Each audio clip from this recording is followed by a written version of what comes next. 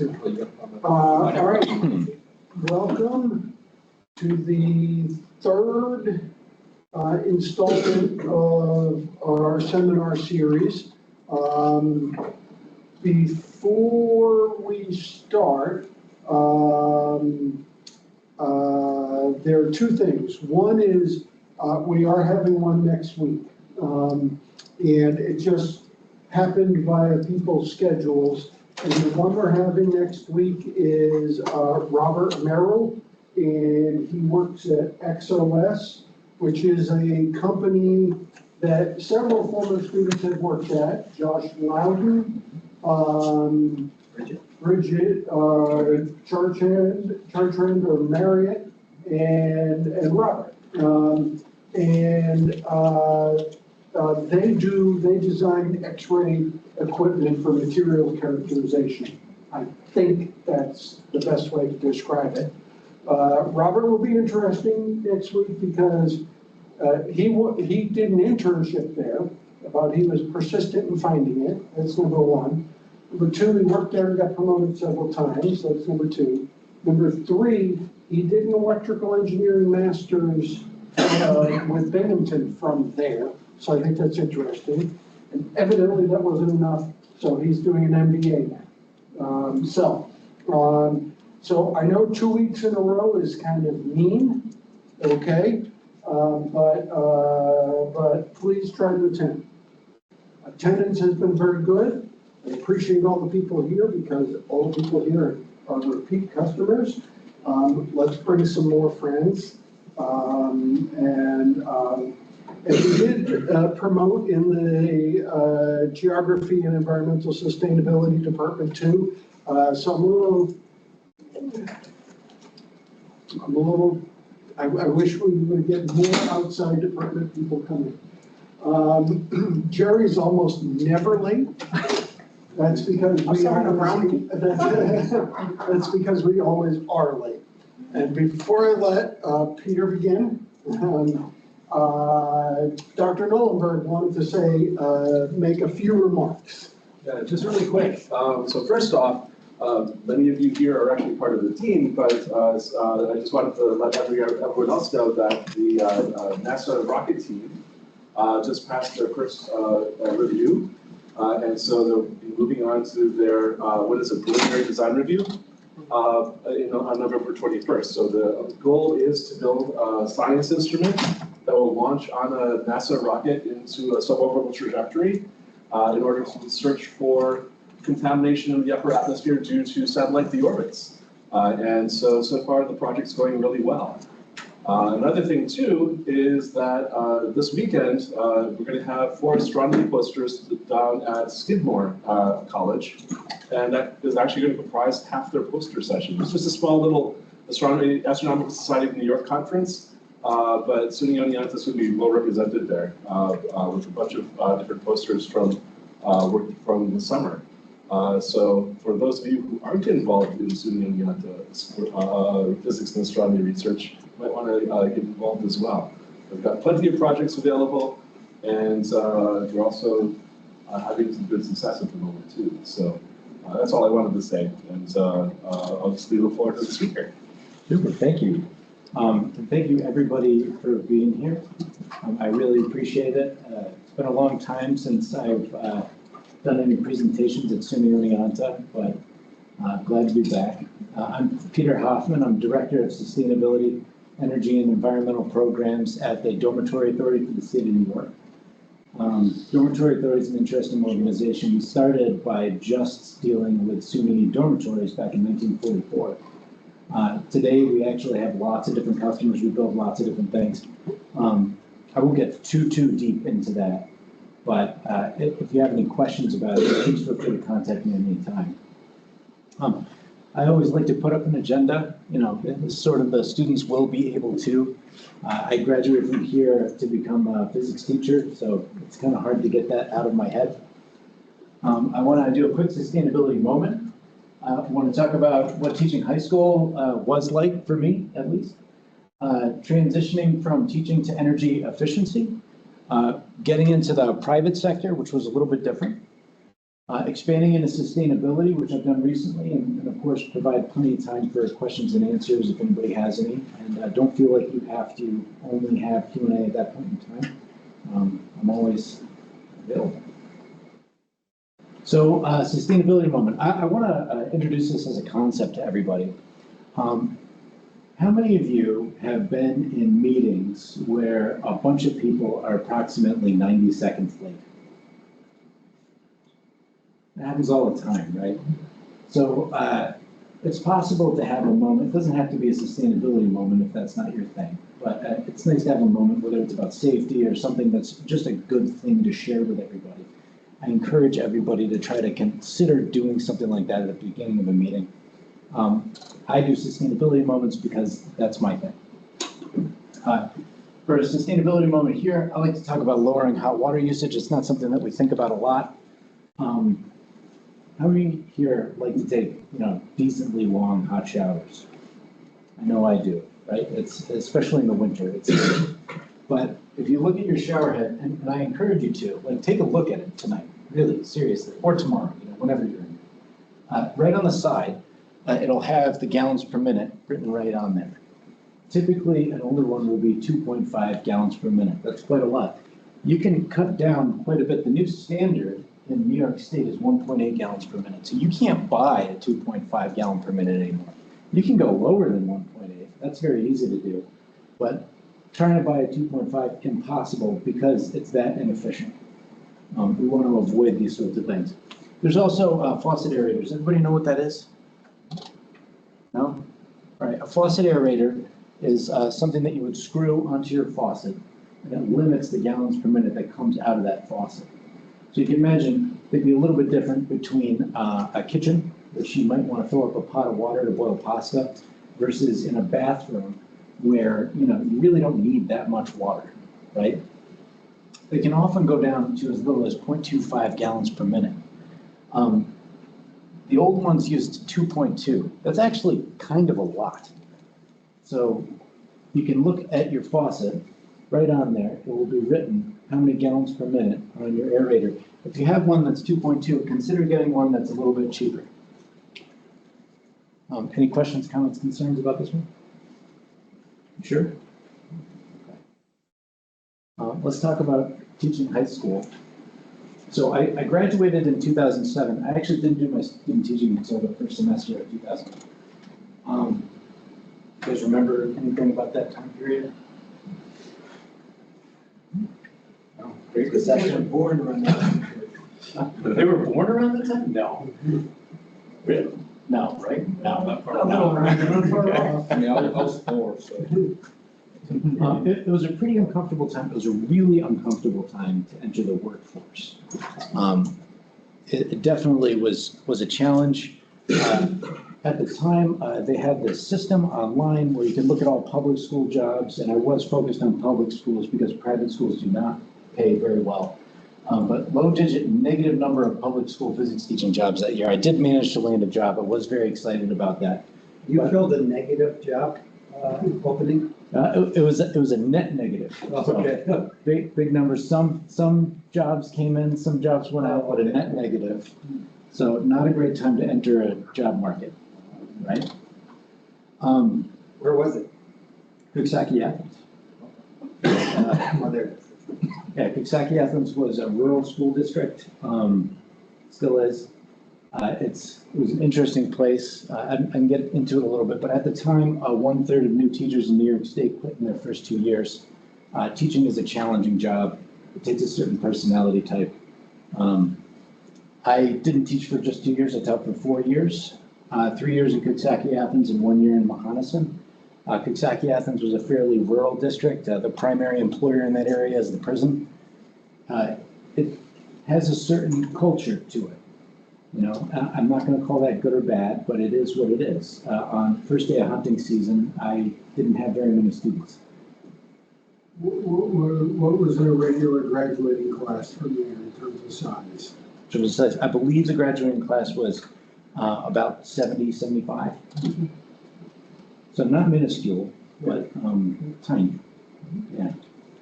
And, Managing behavior of high school physics students, it's a lot more challenging than it sounds. You keep getting told you'll get the cream of the crop, but if the cream of the crop got a B in biology and didn't take chemistry and failed math and then was put into your AP physics class, it's kind of not a recipe for success. It's a little bit of a challenge, and I don't want to knock any schools that way. Schools have a lot of political pressures on them, a lot of challenges. But I just want to lay it out there. Just show hands. How many people are interested in education? All right. So I don't want to dissuade you. But it is challenging in certain places, though. Right. Student loans can certainly be challenging. I met a girl who was from Hartwick. I did not meet her while I was here, which is kind of strange. But we ended up getting married. We're still married.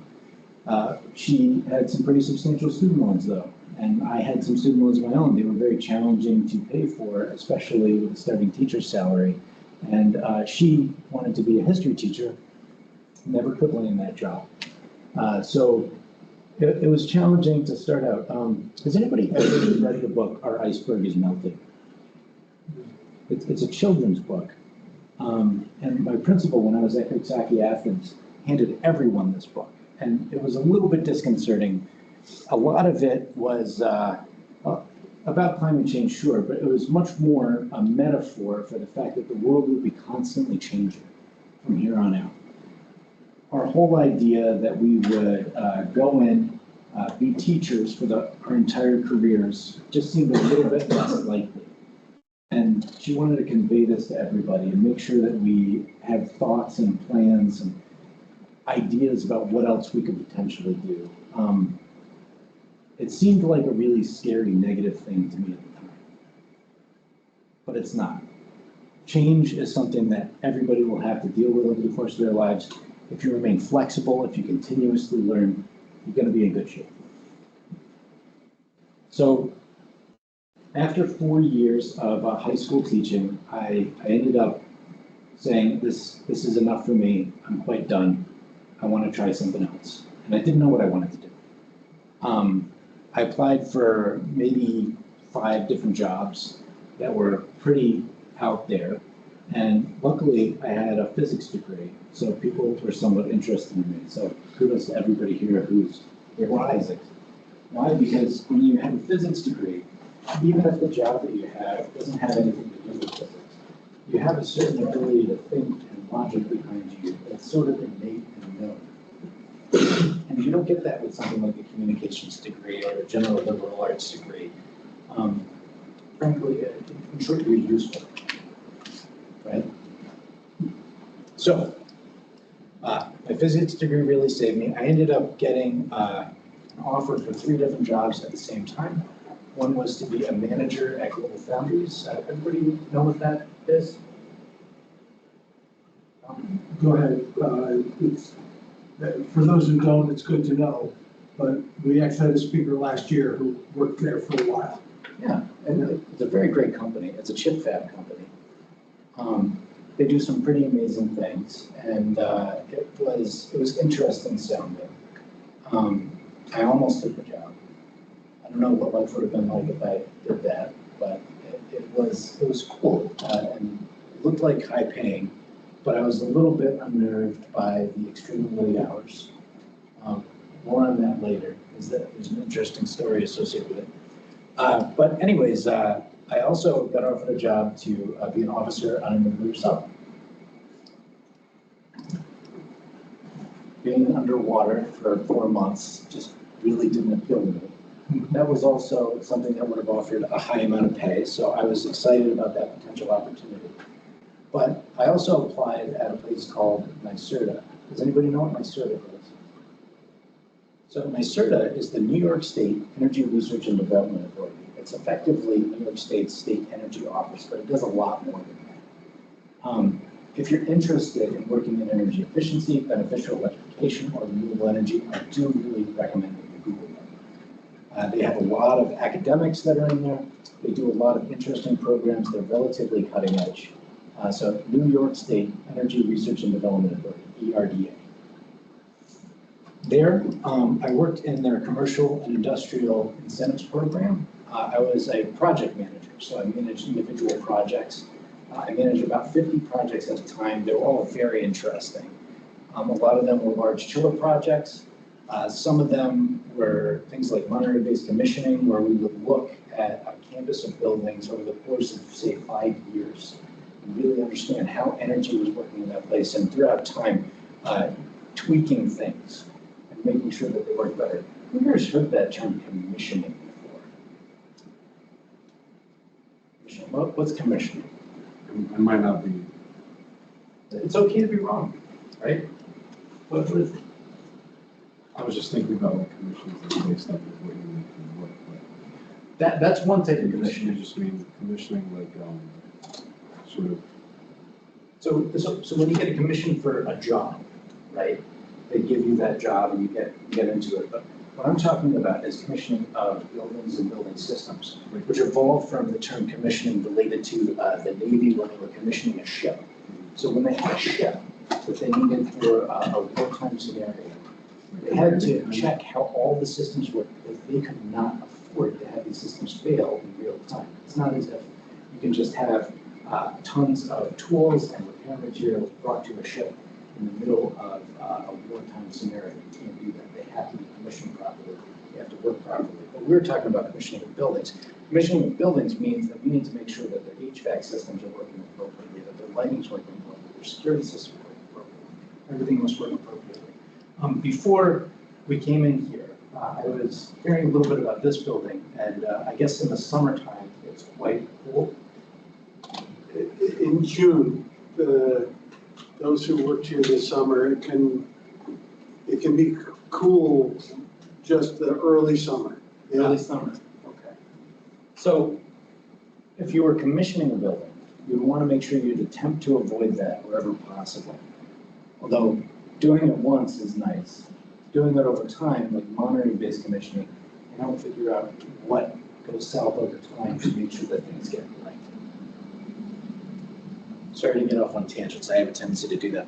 I do want to call out, it turns out a basic understanding of physics is pretty useful in just a tremendous amount of areas. Energy efficient technology, light emitting diodes, you know what these are, right? We know how a vapor compression cycle works because you study physics. This is something that you know. So when somebody talks about reversing valves in a vapor compression cycle, that's how a heat pump works. You know more about that than most people do. When I try to explain how a heat pump works to somebody who doesn't understand physics, I say it's like an air conditioner that works in reverse, which is nice, and people think that they understand it, but most people don't understand how an air conditioner works. So having a background in physics gives you a little bit of power there. I learned a lot at NYSERDA about how to manage projects, and there's a lot to learn about how to manage projects. We didn't do PMP style management. Who's heard of PMP? Project Management Professional? Check that out. Google that if you can, right? That's a certification that exists in the world. It's not something that you can just get. You actually have to be working on projects in order to get it. But if you look at PMP and then you look at salaries related to PMP, if you have a physics degree and a PMP, that can make you a very powerful person. Sorry for the alliteration. I learned a lot about data stewardship. Things like completeness, accuracy, and validity checks, standard operating procedures, making sure we can do analysis. There's a lot of data in the world, but making sense of it is difficult. And people are starting to try to rely on AI systems. And AI is great, but it's not the same as a person. It doesn't understand what's happening. And being able to have that data stewardship and really understand and make sure that good data is put into place. I think AI can do a lot with good data. But you can imagine that data stewardship can be something that takes a bad set of tracking data and turns it into something that's actually useful. Communication is really something challenging in the world, much more so than you would imagine. My job at NYSERDA was to give away money. Do you know how hard that is? It's bizarrely difficult. I had a project at a college, which will not be named. It was a chiller project. And They installed a new chiller, they filled out the application, they handed in the specifications, everything was good. I was ready to give them a check for about $100,000. They didn't hand in the last piece of paperwork. I called the vice president, they didn't hand that in. I must have called 14 times. They just didn't do it. We couldn't give them the check. It was problematic. Communication's hard. So that was your failure. It was my failure. Yeah. Wow. I don't know why I couldn't get the facilities people to do that. Usually I was successful, but you have to push people. And you have to explain things in terms that they understand in order to help them do that. Because if you explain things in terms that people don't understand, they become resistant very, very quickly. Analysis and reporting, very important. Keeping things organized. You can imagine if I had 50 projects and I was on a team of maybe 8, how many projects we all had to manage together through this existing facilities program, the other associated programs. If we didn't have our ducks in a row, and we didn't maintain plans in terms of communications related to every single project, we would have gotten into trouble very, very quickly. So having a degree of organization, and frankly, Excel is your friend when it comes to things like this, makes you a powerful person. Volunteering was really awesome for me. So, I mean, I love teaching, and I won't lie, even after about a year or two of being at NYSERDA, it hurt. You know, that was the thing I wanted to do in my life, and it didn't work out. And I wanted to think about what I could do instead. How could I expand my skills? How could I do something valuable? I started with Habitat for Humanity. I started helping to build houses in the city of Albany. I enjoyed it. I started doing it in Troy as well. Learned a lot about construction, how houses are actually built, how they actually work. I ended up getting hooked up with a group called Operation Weatherize. Originally, this started in Massachusetts, but they have a version of it in the city of Albany. We went into people who were in need, who needed light weatherization work and other energy efficiency things done in their homes and in their apartments. And I saw how things actually work, and that was nice. At NYSERDA, I decided to go on site more instead of just reading about things and doing my job remotely. It made a big difference. Understanding how everything actually works and seeing what's really there is a big difference because nothing in the world is actually textbook. I also became a volunteer firefighter, which you wouldn't think would be useful for the kind of work that I do. But show of hands here, who is absolutely certain they know the distance between studs in a house? Well, a house that you just built, Doesn't or matter. a house that I used to live in. What should it be? 16 inches. 18 inches on center. 18 on center? 18 inches on center, 100%. So, What, I was 16, like, it 18? might have been something strange there, because it's supposed to be 18 inches on center. all right. I know that because I had to learn how to dive through studs as a firefighter. It was useful because when we were determining the savings for wall insulation, I had my colleagues who were saying, okay, we have this 21-inch wide insulation and we're going to calculate the savings based on selling that for walls. You guys see the problem? Yeah. So having real life experience is really, really helpful in terms of doing your job in ways that you will never foresee. And volunteering is a great way to get real life experience that's very different than what everybody else has. Just out of curiosity, for example, say Habitat for Humanity, what was your time commitment? You know, Oh, a day a month or? it was as much as I wanted, and I did Saturdays, and it was about 6.5 to 7 hours a day. Yeah, that's a good question. Do you still do Habitat for Humanity? Not all that often. I really wish I did more of it, but I do a lot, and it's challenging to get it all done. As a volunteer firefighter, I lead a group of explorers, the kids aged 14 to 18, and I train them how to be firefighters. I'm also the recording secretary for the fire department. I also go on a lot of fire calls, do trainings. and I lead the Albany Green Drinks Sustainability Networking Group, and I'm also doing the Operation Motorized still. So and being a dad as well, it's a lot to juggle. What was the Albany Green what? Albany Green Drinks, a lot of cities have what they call green drinks, and it's just a sustainability networking group. You get hooked up with them. Syracuse has a pretty robust one, so does Saratoga. New York City, you might have multiple ones. There's even one in Abu Dhabi. But it's a networking group. People get together who work in the sustainability field or are interested in working in the sustainability field, and it's an opportunity for them to network, collaborate on projects, and see what job opportunities exist. So I worked at NYSERDA for about 7 years. It was very good. I learned a ton, but I was managing projects, and it occurred to me I wanted to design and manage programs.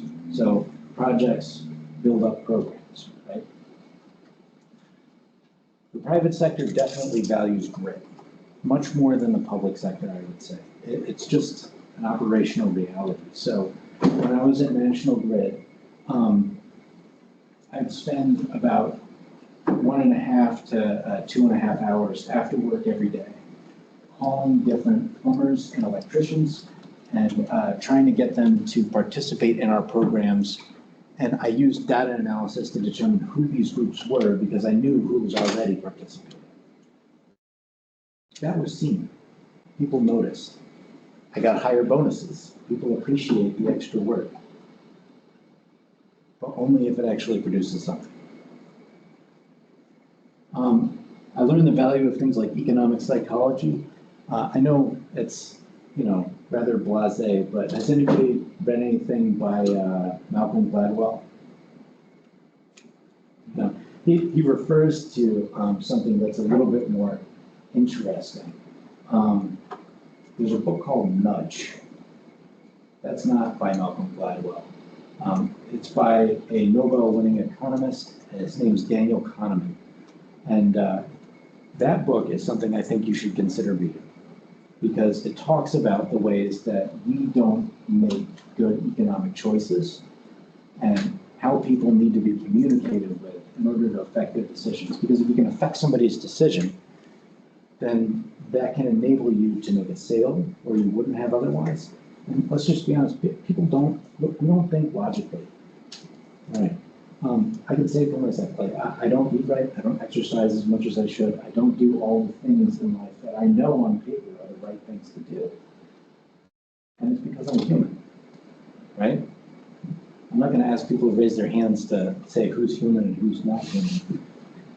But let me throw it out there that understanding why we make those decisions is very valuable. Understanding a bit about sales and marketing is uncomfortable. Calling plumbing companies, cold calling them to get them to participate in a program. I mean, we can imagine you're talking to the lead plumber. Is he going to know what you're talking about right off the bat? Or she? Are they going to appreciate that you are calling them in earnest, or are you going to be an annoyance while they're trying to do paperwork at the end of the day? So you really need to learn how to communicate with people well. Process efficiency. You need to get a lot done. You need to understand processes. How many here use Visio? Use what, Peter? Visio? Oh, Yeah. So Visio is a Microsoft Office product. It's just one way that you can map out processes. If you can map out a process, then you can find where the inefficiencies are and you can rectify those, right?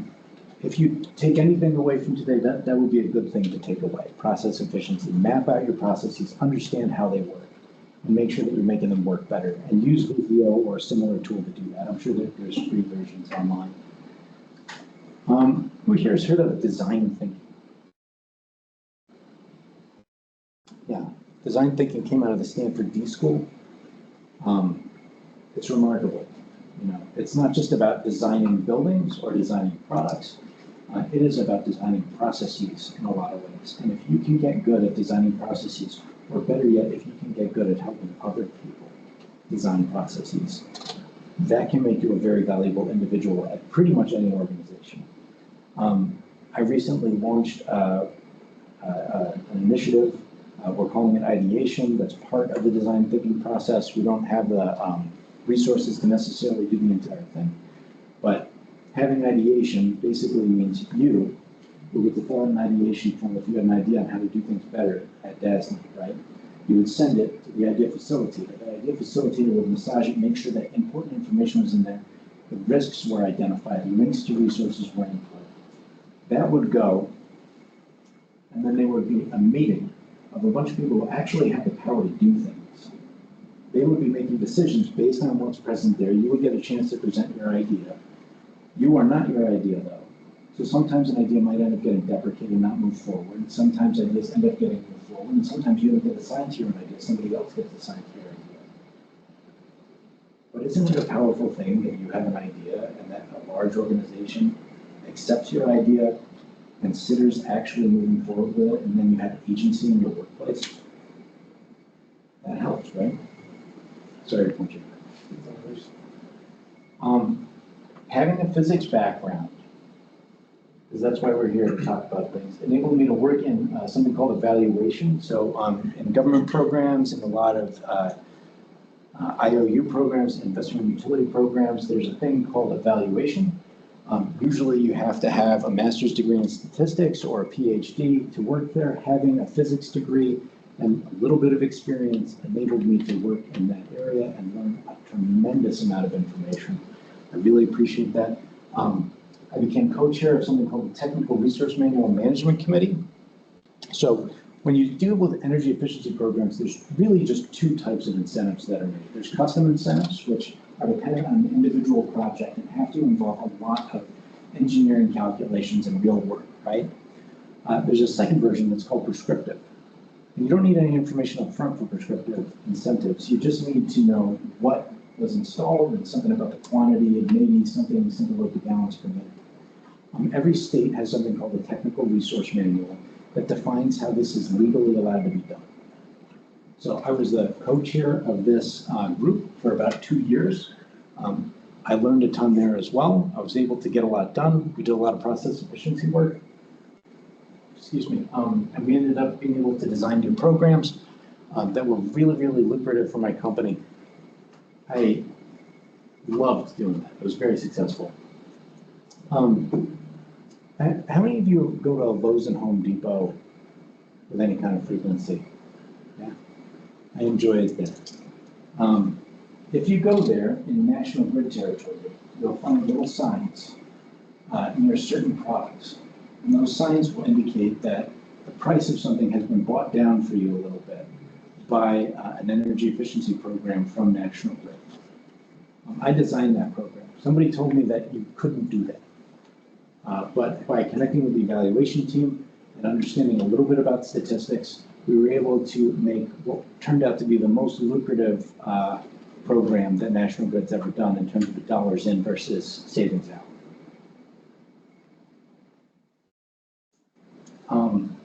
February of this year, really for a couple of years, I've wanted to expand a little bit beyond energy efficiency because it's a big wide world out there. We talked a little bit earlier about our iceberg is melting. You don't want to be stuck with one thing forever. I wanted to work in sustainability and I wanted another chance to move up a little bit more. So in February, I joined DASNY as their Director of Sustainability. I've really been enjoying it there. In this role, I serve for our president on the New York Green Council. They help manage something called Executive Order 22. Everybody here know what an executive order is? Okay. We have to treat it like law as a state authority, and our customer agencies have to do the same thing. Executive Order 22 is basically the sustainability executive order for the state of New York. It has a lot of requirements that are associated with it, and a lot of outstanding questions that the council has to answer and get figured out. We do a lot of work there. We get working groups. We try to find ways to make this executive order function in reality, because in reality, this is an unfunded mandate, and that can be very, very challenging for organizations. We do a lot of great stuff right off the bat. LEDs pay for themselves at this point. Solar has come down 90% in cost over the last 10 years, but not everything is cost effective at this point. Not everything is easy, and we have to find ways to make things work effectively. DASNY is a great organization. We finance, build, and deliver. Last fiscal year, we did $13.5 billion in construction projects that involved 916 different projects. A lot of them were at SUNY. A bunch were at the Office of Mental Health. A lot of them were at the City University of New York, and there's a spattering of other organizations that we serve. So, large customer base. I've taken what I learned and I built some new tools and processes. In the construction world, there's this thing called an owner's project requirements. It's related to requirements elicitation. Does everybody know what I mean by requirements elicitation? All right, so say you want me to build a building, right? Imagine you have a budget for a building, you want me to build a building. What kind of building would you like? No. So that's pretty much what we get. We usually get a paragraph saying, we'd like a dormitory, we would like it to have 350 beds. And I said, that's great. It's not really enough detail, is it? We need to figure out what the customer actually wants. And it goes way beyond saying, do you want us to go above code? Do you want us to do this? Do you want us to do that? They don't know what the rules are associated with things like Executive Order 22 or all these other design guidelines, all these overlapping requirements, sometimes conflicting. They need somebody to educate them as to how that works. So we have this thing called the owner's project requirements that we simultaneously use to get the performance metrics from our clients and edify them regarding what they should be doing. That doesn't mean that we enforce anything. We're just a service provider. We're not really in a position to enforce anything. We're also competing with the private sector in a lot of cases. So we just tell them what the deal is. And hopefully they move in one direction versus another, but money is a factor sometimes, and we can't just assume that things will work out for everybody. I created an ideation process for our construction division. Really hoping that one will be successful. We'll see how that bears out. I want to count my chickens before they're hatched. How many of you have heard of environmental product declarations?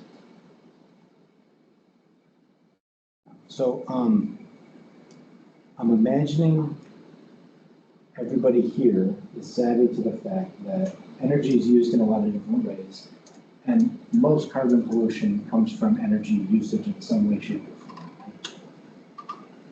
So I'll say this, 15% of carbon emissions are actually from building materials getting constructed, between steel and concrete alone. That's a lot.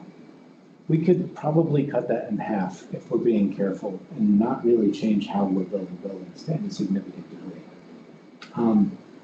If we change buildings, the way we build buildings to a significant degree, we can get it even lower than that. And one of the ways that we can figure this out is by looking at environmental product declarations for the building materials that we're using, and understanding what the global warming potential for each one is, and making sure that we have a reporting system that sends that up. So the Green New York Council requires that for every building project over a certain size, EPDs have to be collected and reporting has to be done. Construction debris, we have a similar situation. You have to report on your construction debris, how much waste ends up getting diverted from landfills, because landfills are getting used up very quickly. I know the Albany landfill, we often talk about how it's getting filled up. Do you know where we're going to send our waste? Down here? Yeah. So it would behoove us to slow that down a little bit. Where does Oneonta send its waste?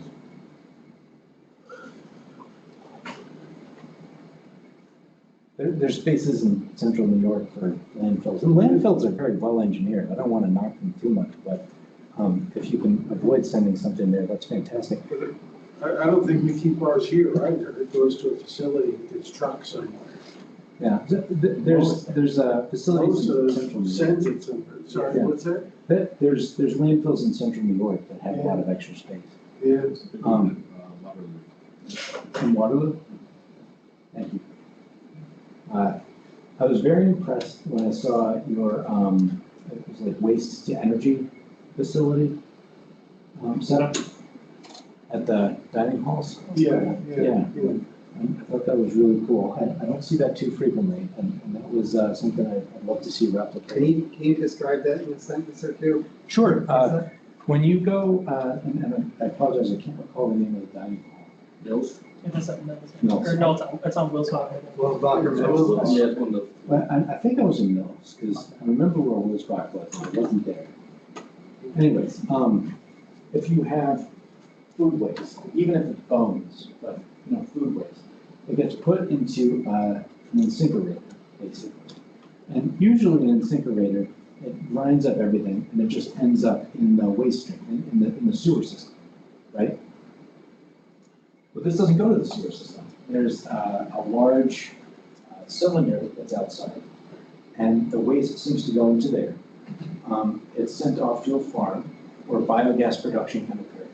Some of the energy can be used. And then the waste material from that is essentially compost. So that's pretty great, and all of that was diverted from the landfill. How many of you have seen the flare-offs at landfills? Yeah. So if you go to a landfill, there's enough organic matter that gets put in the typical waste stream going to a landfill. And it lets off methane. And that methane is a really potent greenhouse gas. So instead of finding ways to remove it a lot of the time, which would be very expensive, there's piping that goes into the landfill. And then sometimes they burn that methane and generate energy, but frequently they just flare it off. And the reason that you flare it off is twofold. It's to avoid explosions, which is pretty important. But it's also to make sure that you don't have methane going in the atmosphere. Instead, you have carbon dioxide, which is not great, but better. I also created a DESNY energy savings calculator based off of the technical resource manual. To my knowledge, we're the only ones who have something that comprehensive. And if you're doing a project in dormitories or somewhere else, we're able to pull in some information and hit 3 buttons, and then suddenly you have all of the energy savings information you need for reporting, whereas before, you either have to do custom energy calculations, or worse, you would have to do energy modeling. Sometimes you still have to do because of interactive effects. And energy modeling can get expensive. If you're doing it for a full building, it can cost somewhere between $30,000 and $50,000. So, compare $30,000 and $50,000 to about an hour of work. Take the hour. Right? I just want to go over some big takeaways that I think would be helpful. Having a degree in physics really helps. When you're trying to expand, when you're trying to do new things, it is an excellent platform for learning a lot of other stuff.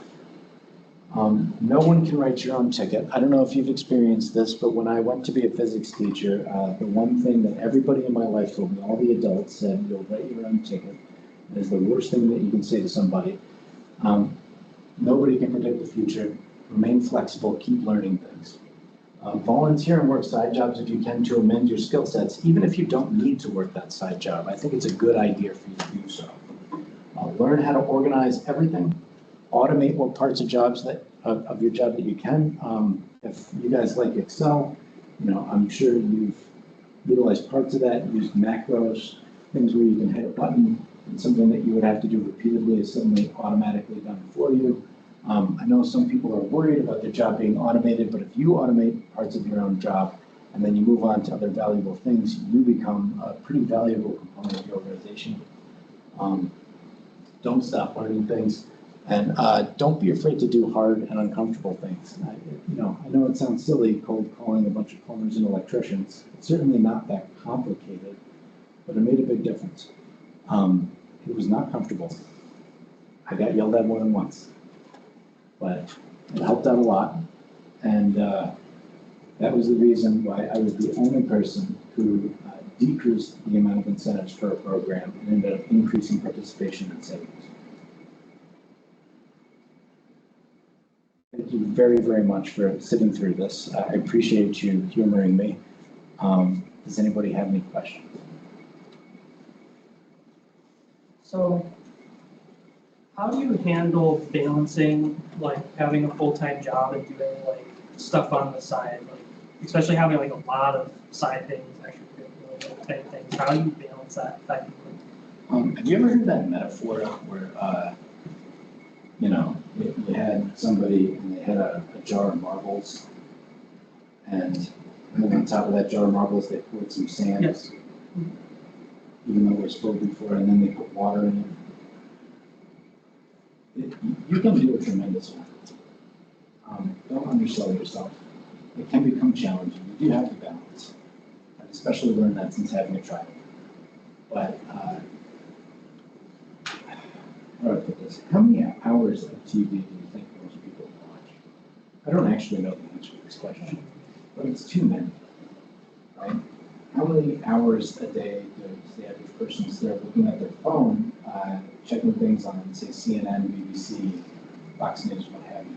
Too much, right? It's good to be informed about the world. It's not good to be constantly reviewing things and distracted. You can do a ton, and don't sell yourself short. So try to do what you can. At some point, you'll hit your limit. And worst case scenario, if you're doing some volunteering or a job that you actually don't need because you've been doing extra this whole time, you have an area where you're able to cut back without having any serious repercussions.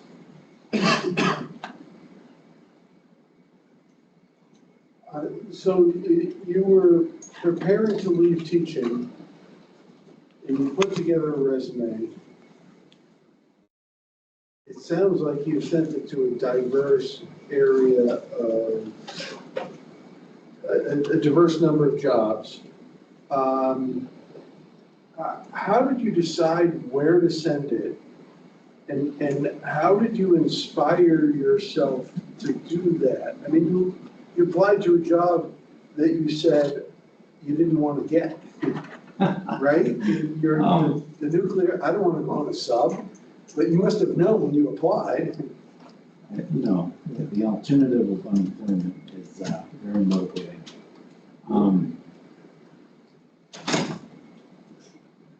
I would say when I was looking for work and I knew what I didn't want to do anymore, I didn't want to teach anymore. I was looking for things that would be different, that would be interesting, but mostly that would help us cover the student loans that we had. We had 118 grand that we had to pay off. And in 2012, which was that time frame, that was a lot of money. And we wanted to start life. We were married. We wanted to have kids. We wanted to buy a house. It was something that we needed to take care of. And people do what they got to do.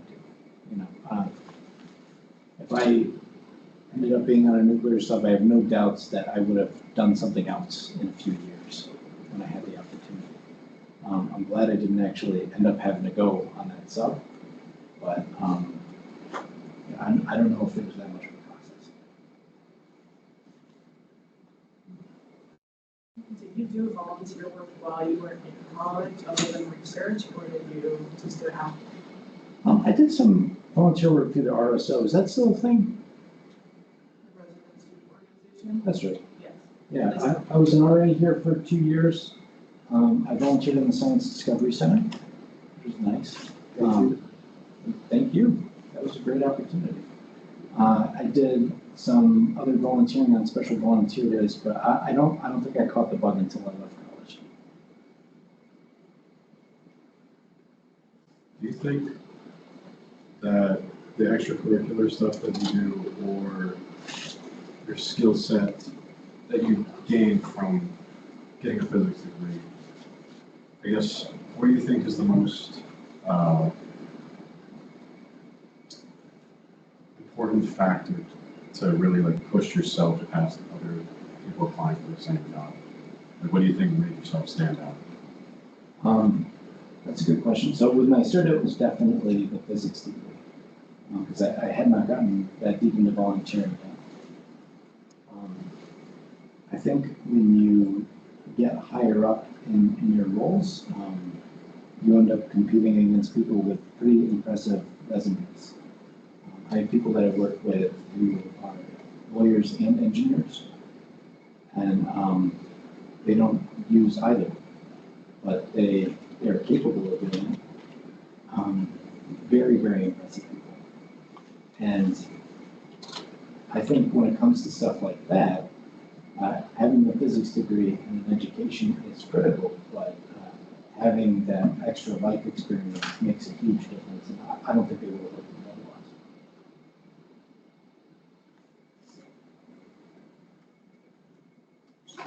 otherwise. Peter, when you went to school, like, you went to college as like an 18-year-old, regular. Yeah. Did you think you were gonna be a physics teacher freshman year? Yes, You were a physics major and a physics teacher major that year, okay. it was. Okay, so you stuck with that. It's I like, did, I stuck it out. And I'm not unhappy with the choice in the long run. It was, so having a physics degree definitely helpful across the board, and I've been focusing on that a lot. But having a degree in education and being able to explain technical things to people, that's huge. So if you are getting an education degree, please don't stop. I would just say make sure that you are making yourself versatile so that you have lots of choices in life.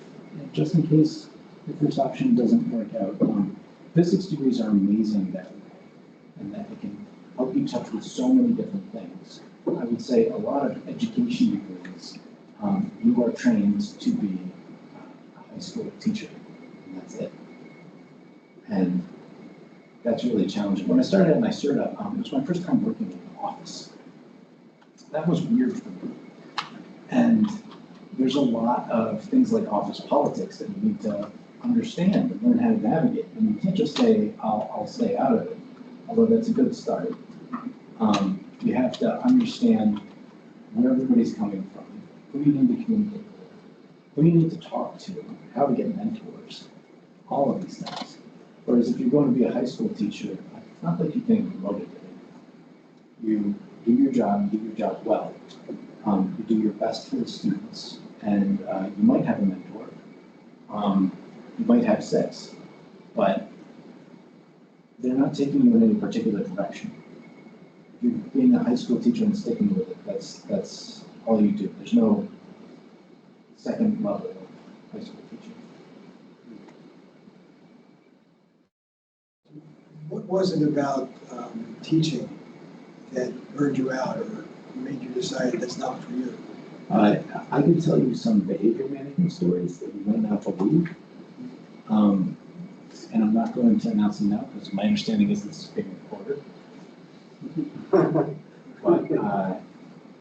it was not what I thought it was. It was very challenging. There might have been a factor of where I was teaching. It might have been a factor of my own personality. I've heard of people doing this and loving it and having a tremendous amount of success. It might have been a factor of the fact that I was a pretty young teacher. You know, if you're 22 and you're teaching 18-year-olds, it's a difference, but it's not that much of a difference. And trying to get them to do what you need them to do in terms of their work can be challenging. I hope that answered the question. Well, you and I were talking earlier, and you told me that you spent some time teaching in a kind of rural environment. Oh, yes. And then later on, you were teaching in a more suburban kind of environment. And you made a comment to me about how the students, the culture was different from each other. What could you talk about the cultures out there? Sure. Yeah. I don't know what kind of school each and every one of you went to, but different schools have drastically different cultures. When I subbed in Schenectady High School, I saw some interesting things. I do want to tell one story about it because it's just so bizarre. Does everybody know where Troy is? Right next to Troy, there's a place called Green Island. And there's a school called Heatley. And it's a K through 12 school in the middle of an urban area. It's very strange. I subbed there. I did a long-term sub leave for science, and I never really taught biology, but you know, when you're a sub, you do what you got to do. I was sitting on my desk, and somebody slams a dead cat on the desk. What? Yeah, that was surprising. That was my reaction. And how many of you feel that I guess I'm talking to the two of you, your education program has prepared you for something like that?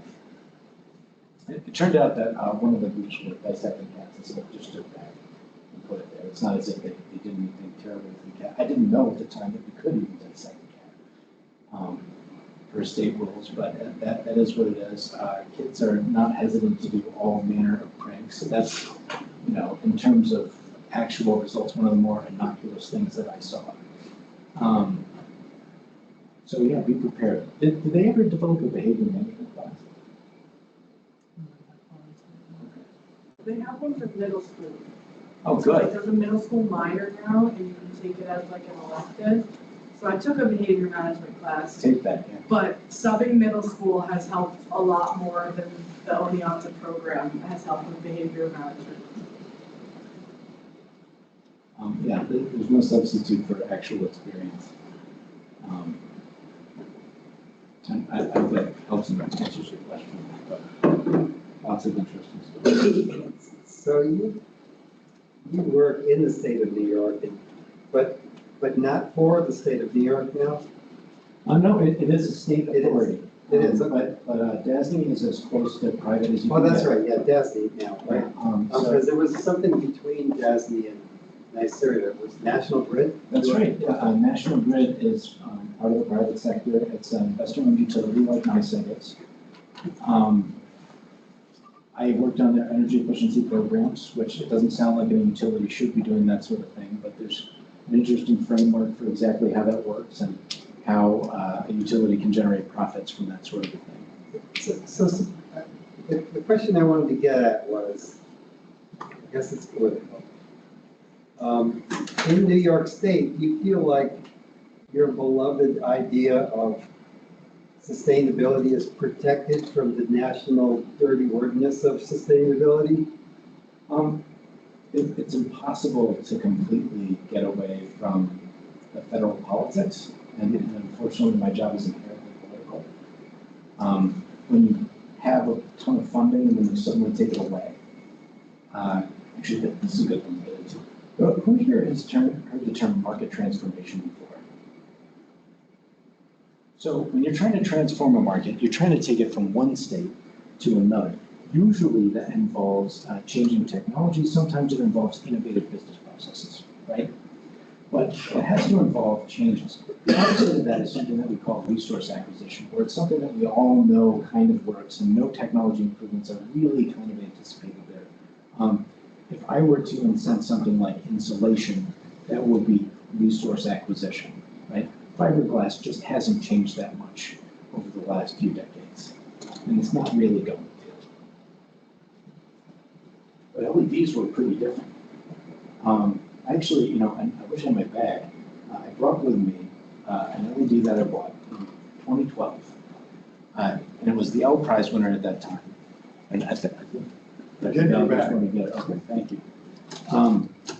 It's got a giant aluminum heat sink, kind of like what you would expect an LED would need. And it lets out less than 500 lumens. It's great. It was $50. I bought it because I worked in energy efficiency and I wanted to understand how it worked, not because it was a good deal. I have another LED that puts out over 1,000 lumens, is also Energy Star, so it has a similar level of quality. Thank you very much. Thanks. Yeah, sorry. And it costs less than $1.50. So this is how you transform a market, right? If we didn't incent these, they would never get sold. If they weren't sold, people wouldn't innovate and put new products into them. Why would investors put into something that nobody's buying, right? They wouldn't have turned into this, which is what we actually need. Something that doesn't cost very much, lasts 25 years, puts out a ton of light with very little energy input. Now, this market's been essentially transformed. This year, 2025, is the very last year that you're even allowed to get incentives for most lighting, right? They're gonna allow some lighting controls works and things like that, but essentially speaking, it's off. And that's because since 2018, the price really hasn't changed that much. The market was already transformed. Just people needed a chance to figure it out. I'm passing this around. We're trying to do that in a lot of different spaces. I think that's important for sustainability. We need to make sure that we have ways of developing clean concrete and that everybody knows that clean concrete can work in certain circumstances and where it might not make 100% sense. So, you know, if you inject a lot of polymer, which is a type of ground up glass, into concrete, you can decrease its global warming potential and maintain a pretty high degree of strength, but you decrease the durability a little bit. Would you want to use that on a bridge? The answer is maybe, really. But it's something that you actually have to consider and think through. And, you know, if you're on the Green New York Council or if you're in one of the working groups, you need to try to talk to these policy folks and find ways to make it actually work, because we have to get there, because concrete puts out a tremendous amount of CO2. And if we can't do it at the state level, you can't really expect the private sector to just do it. Right? And there's not an infinite supply of the correct sand to do anything. Yeah, that's a big issue. Yeah. We don't talk about that very much. That's a big issue. How many here read any of the MIT papers on passive solar radiation? The what papers? MIT, I think in 2018, 2017. The MIT review or? It may have been an MIT review. In any case, it's possible. We're all familiar with the spectrum of light. Okay, it's possible to, I should start off by saying water vapor, methane, CO2, these are very potent greenhouse gases, right? But they don't prevent light from going through universally. They prevent certain parts of the spectrum from going through. Now imagine if you could emit in the parts of the spectrum that went right through. You'd be in great shape, wouldn't you? So there's this thing, some chemical components. They're actually not that hard to produce. That can enable you to do passive solar radiation. The challenge is not that these things are difficult to make. The challenge is to make it so that you can leave it outside and it won't dissolve on you. There's one company I'm aware of that does this. They're out of California. They're trying to rapidly expand. In terms of energy saved versus energy generated, I believe they're about 4x over solar panels. So it's really impressive. You could integrate something like that into a geothermal network. You wouldn't need as deep of boreholes, especially if you had something like a data center that was providing excess heat when you needed it in the heating season. So you'd have this thing to have excess cooling. But the thing is, it's too expensive. Nobody's going to buy this, right? So if you want to transform the market, you need to do things like incentives. And even before you do incentives, you need to do pilot programs. And those pilot programs need to provide data so that people feel comfortable investing in this technology. And eventually it'll get to a point where, like solar, it comes down in cost very, very rapidly. And then it'll be available for everybody. Is this just traditional passive solar or? No, because traditional passive solar is when you collect solar radiation for heating. This is rejecting heat and cutting through all the greenhouse gases in the atmosphere so that space is effectively your heat sink. And it's not frequently that you come across a new physical phenomenon like that, right? So when I see it, I get excited. But I only know that it matters because I understand how market transformation works, and I understand some basics of physics that enable me to understand the value of something like that. It's kind of like in 1999 when, I believe it was 99, when they came up with the blue LED, right? And everybody said, well, we've had LEDs forever, so why does this matter, right? Because red LEDs were in the 1950s. I think we produced them originally. But red LEDs are kind of useless because are you going to make your entire room red? That's not really very pleasant, is it? But once you had the blue LED, you can integrate phosphorus, you can find different ways to make it work so that you had a nice normal light that everybody could use. And eventually, you figured out manufacturing appropriately and how everything could interject together, improve the technology, we would have something that you could buy for less than $1.50 for the last 25 years. So in between, and it's remarkable to think about, incandescent bulbs. I went to grad school where our grad school office was in a basement and it was freezing. So I actually used my incandescent lamp to heat me while I did physics problems. And it was good for that, because for heat, it's 96% efficient. For light, it's 4%. But in between that and the LEDs that we're so used to now, were compact fluorescents. Did we make a mistake? Huge mistake. Was there someone doing market transformation without incorrect market transformation? Yes. So we were incenting compact fluorescents. Does anybody have any thoughts and opinions on compact fluorescents, and would you like to share them?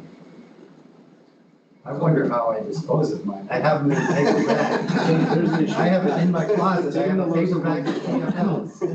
I'm saying as Lowe's and Home Depot have to accept them. Okay. Yeah. Color temperature wasn't so great. Color temperature, awful, right? Right. Does everybody know what we mean by color temperature? Okay. It felt like you were, In the stomach. yeah, it was too white. How about flashing? Having issues with that, because if you got any power quality issues, it wouldn't necessarily just turn off. It would start flashing on and off and on and off and on and off, and if you were sensitive to that sort of thing, that would not be very good for you, right? How about some of them worked, most of them worked, but sometimes you bought one and it was just bad. Right? It already had catastrophic failure built They into didn't it. always last as long as, you could have some that would last forever. Yeah. And then others would fail. There was a lot of standard deviation in their average lifetime. Yeah, so the term we generally use for these sorts of things is quality control, right? There was very poor quality control around these sorts of products, and it was difficult to tell what's a good compact fluorescent versus what's a bad compact fluorescent. If you were to go and purchase an LED today, how would you know you were getting a decent one? Most of them are decent at this point because they have to be, because they're competing with this group of third-party certified. How do you know? What do you look for? Has it heard of Energy Star? I've heard of that. What is that a national program? Yeah, it's a federal program. Is that the yellow sticker program? It's not always a yellow sticker, but for large appliances, it's frequently a yellow sticker. Okay. But Energy Star is often written on products. It's got a corollary for other types of products called the Design Lights Consortium. And we decided for LEDs, they would only incent products that were third-party certified by one of those two organizations, pretty much everywhere.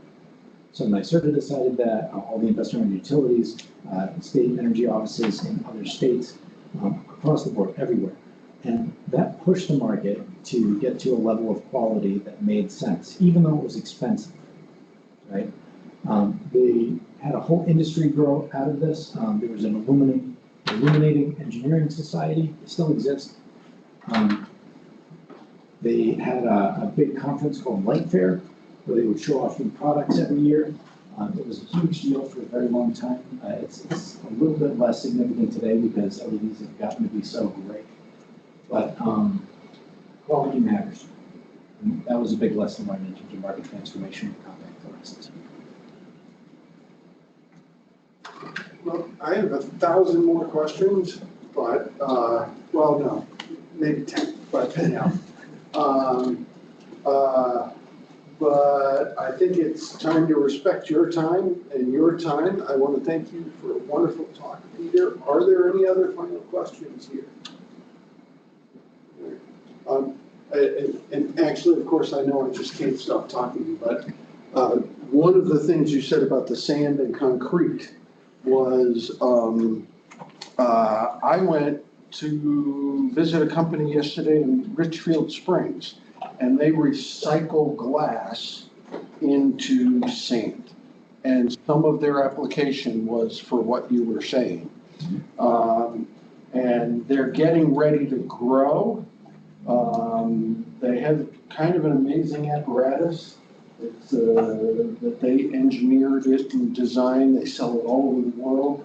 but it's basically a shaft with circulating hammers that just pulverize the material into, but there are lots of subtleties along the way for sorting and other things. And the interesting flip side of that is they want people with technical backgrounds for sales. You know,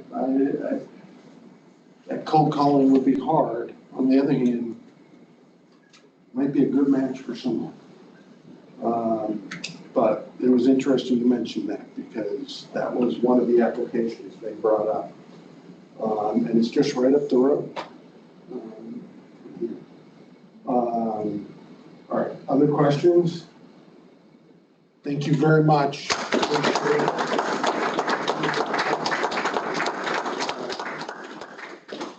And thank you all for being here. I know you guys got a lot of stuff on your plate. I'm only gonna ask for one more hour this semester. And it's next week. The good news is we're done before all the, you know, that deluge of end of semester work, so. All right, thanks.